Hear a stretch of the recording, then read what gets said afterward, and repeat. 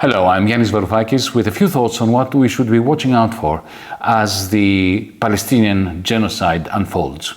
Watching on the one hand the Israeli soldiers' video confessions of their genocidal intent and acts, and on the other hand the Palestinians' live streaming of their own deaths and devastation, it is ever so easy to throw one's hands up in the air, to despair, to want to shut the cruelty out, to disengage, to find solace in oblivion.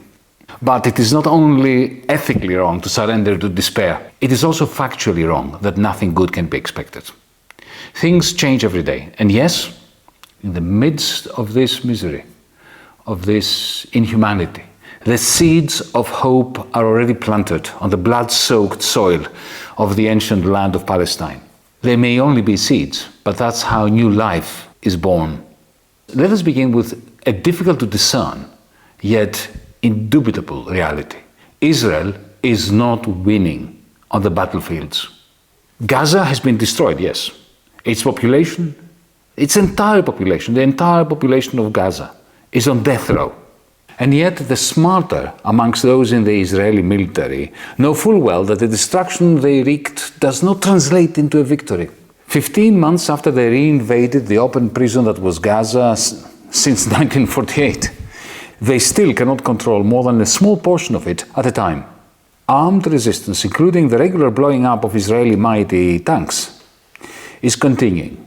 Israeli military officers also know that their political leaders' stated aim of eradicating Hamas can never be demonstrably achieved, however many Hamas fighters they kill. As a former Israeli general put it to me, even if we kill most of the Gazans before we declare victory, a single teenager raising a single Hamas flag over a pile of rubble will prove that we failed. Similarly in Lebanon, yes, Israel has killed much of the Hezbollah leadership, and yes, the ceasefire it imposed on Hezbollah succeeded in stopping the Hezbollah missile launches in solidarity with the Palestinian resistance further south.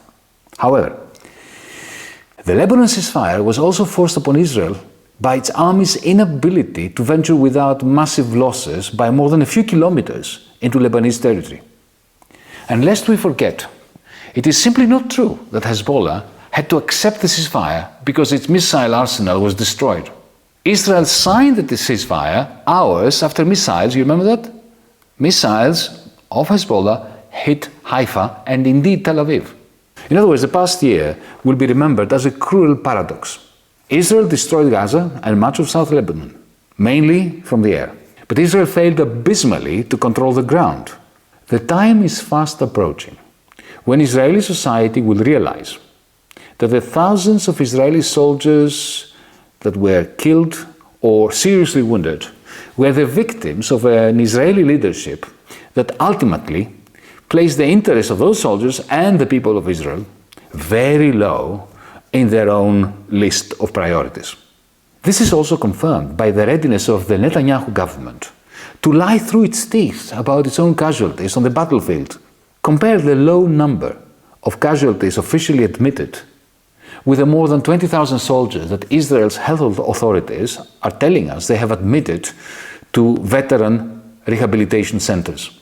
Turning now to the medium and long-term impact of the war on Israel's economy, which, after all, is of great significance from the perspective of the apartheid state's capacity to reproduce itself through war and devastation, its financial capacity to reproduce itself.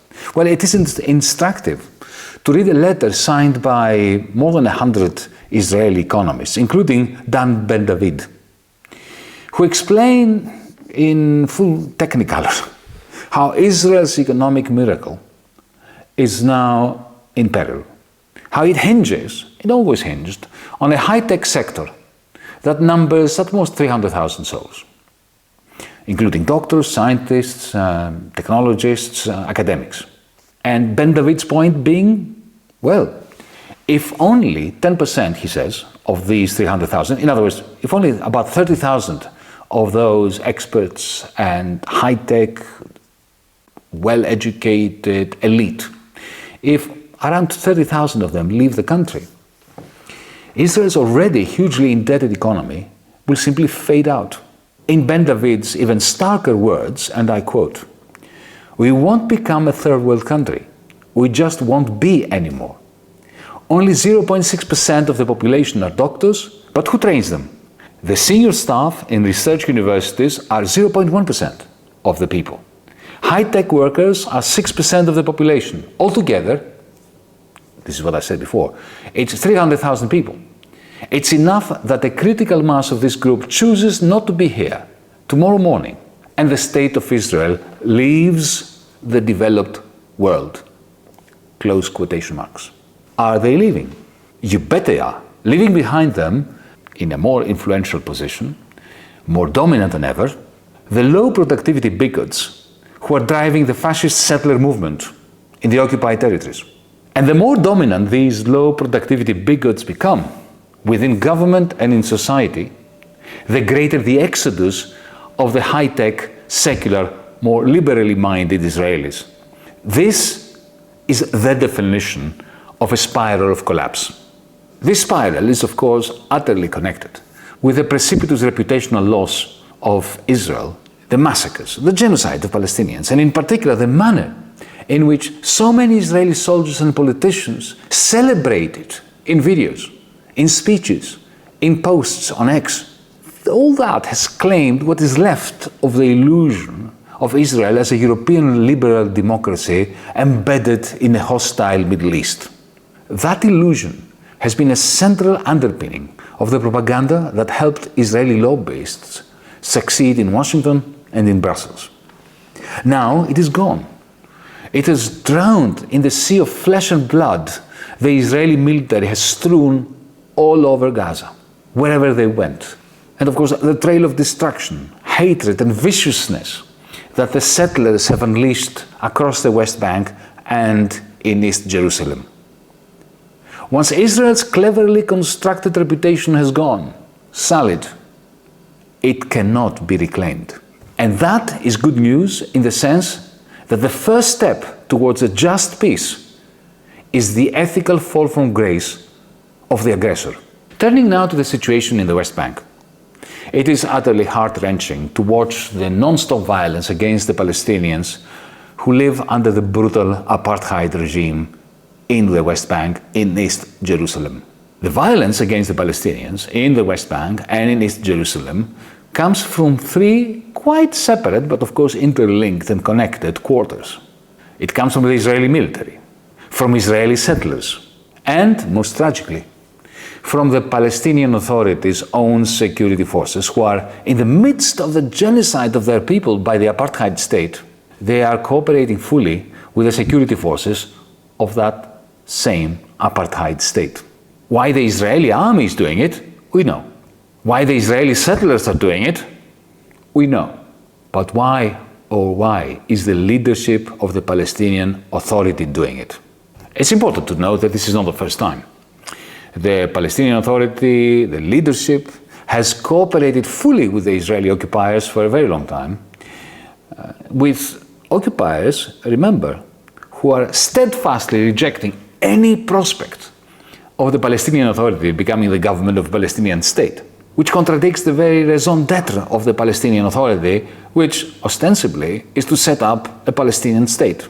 But now, in the face of the fully fledged genocidal campaign by Israel, the Palestinian Authority's excuses are becoming transparent, thin, impossible to fathom.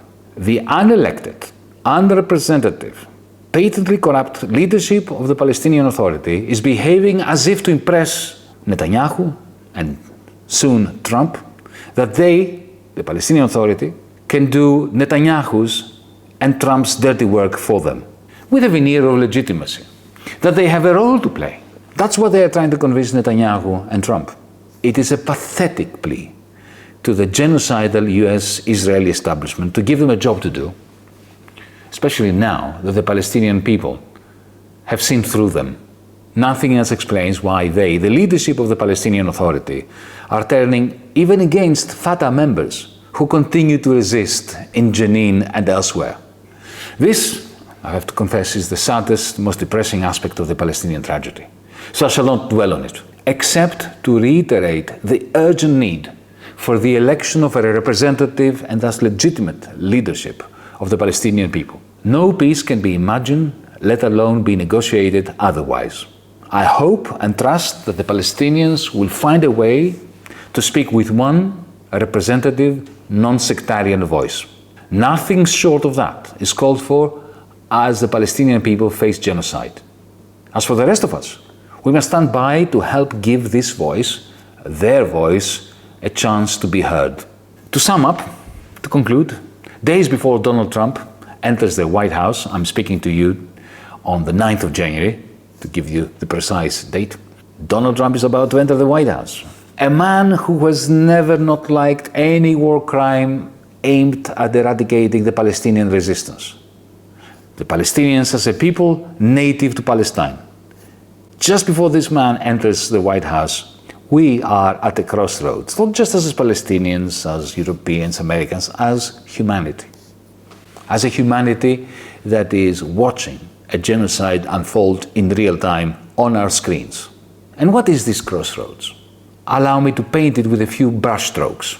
We have mega death and uber destruction on the ground wreaked by a US armed and European Union supported Israel. A spiral of collapse within Israel's social economy. Arab countries split between complicit regimes and enraged populations, citizens.